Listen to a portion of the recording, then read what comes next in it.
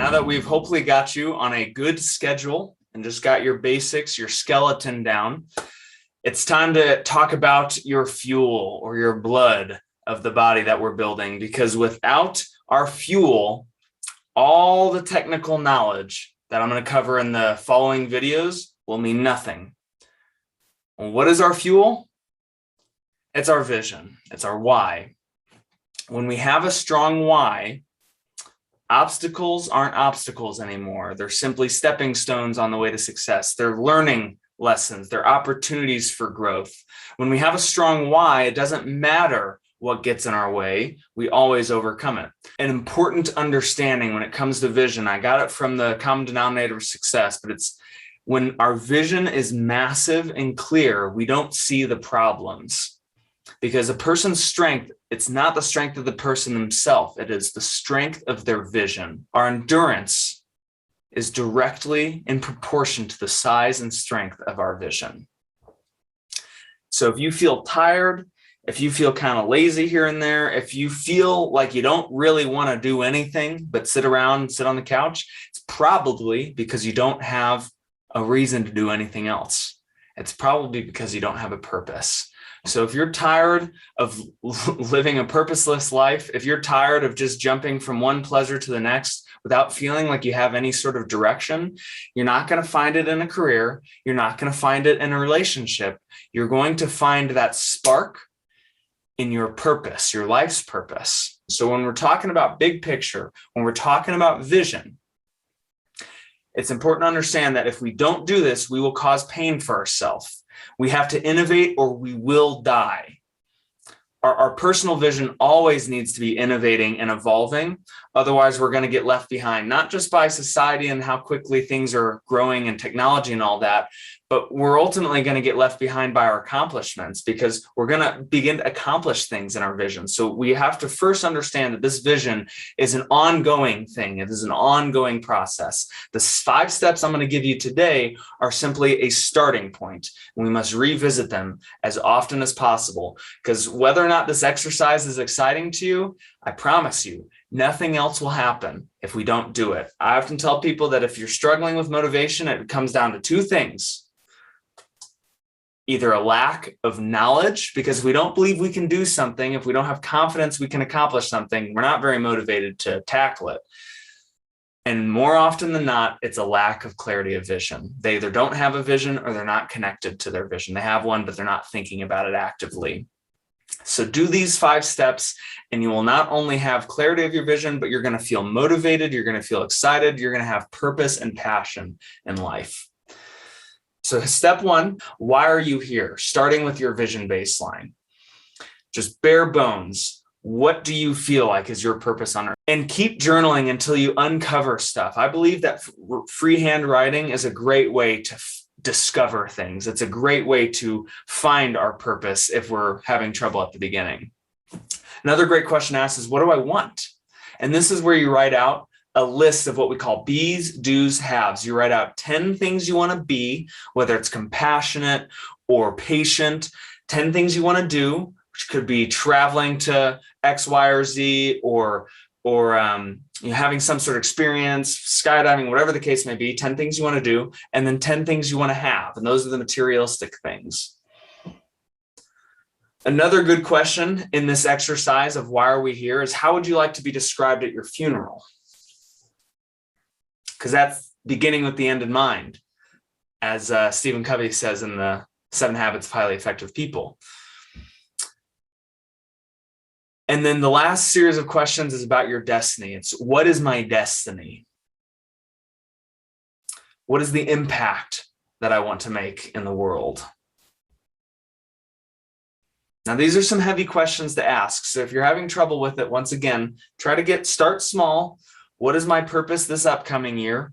And then slowly journal. And as you're journaling, expand that vision until hopefully you can land on something that's meaningful and powerful to you. That's your vision baseline. Step 2 is vision casting.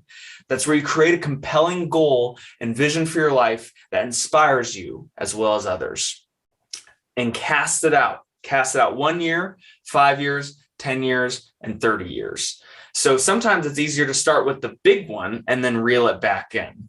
A really easy example of that, we'll just go financially. In 30 years, I would like to be a multimillionaire. I'd like to be worth at least $10 million, whatever the case may be, $100 million, whatever you want, or just $1 million, whatever floats your boat. This is your vision. You're not even going to necessarily share it with other people. So you need to be writing things that are meaningful to you, not things that you think will be meaningful to me or somebody else. So start big picture. What do I want to, what's my vision for 30 years financially?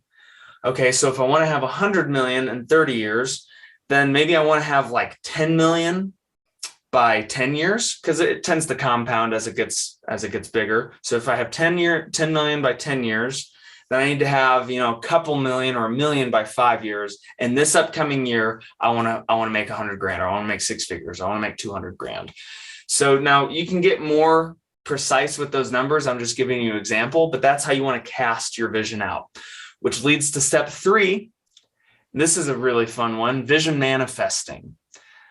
It's about creating the reality that you want to live in. And this is like your 6 pillars. You want to create your spiritual reality, your family reality, your career reality, your personal and friendship reality, your financial reality, your health, your body, your physical reality. So as you write those out, those are like short answer write outs. So what do you want your spiritual reality to be? What do you want your family reality to be? And just dream about it. Dream about your perfect realities in your 6 pillars. And then what self-talk do you want to have as you're manifesting? And remember, self-talk is what we say about ourselves and what we allow other people to say about us that we believe. So self-talk is what I say to myself about myself, and then what I allow other people to say that I choose to believe. And we can rewrite the way we see ourselves through self-talk. And we'll start to begin to really believe that we can accomplish. Because remember, motivation comes from not just having a vision, but belief that we can accomplish it. So that self-talk will begin to help create manifest those realities and actually help you realize that you can accomplish them. Step 4 is vision mapping and tracking. This will be fun for the number people and less fun for the big picture thinkers, but it's one of the most important steps. This is where you reverse engineer your vision into daily activity. So what are you going to do tomorrow to get there? Because without a plan, a vision is just a dream. So you map out the action items, whether it be in a spreadsheet or a tracker of some sort, and do it with as much as you can. Some are intangible. Spiritual goals could be intangible, but you want to have something, action items that are tangible. Otherwise, all of these things that you're writing out will just sit on a piece of paper and be a nice dream. And ask for help with that. Get help from a mentor, get help from me, get help from somebody who can help you reverse engineer your goals. And the last one is very fun. It's vision boarding. And that is where you find pictures that represent everything that's a part of your vision, and then paste it to a board and look at it every day. My vision board I have a couple, just knocked something down. They're over here on the wall. So you want to have those in plain sight so that you can reference them as often as possible, and ideally at least once a day. It's a good thing. We talked about morning routines in the last video. Add it to your morning routine. Sit down, sip a cup of coffee or tea, and don't just look to check it off your list, but soak it in. That's where the motivation is going to come for the day. If you're not fired up about each and every day, it's not necessarily because of what you're doing. It's because of a lack of clarity of why you're doing it. It's easy for even the most exciting jobs to get boring in 30 years.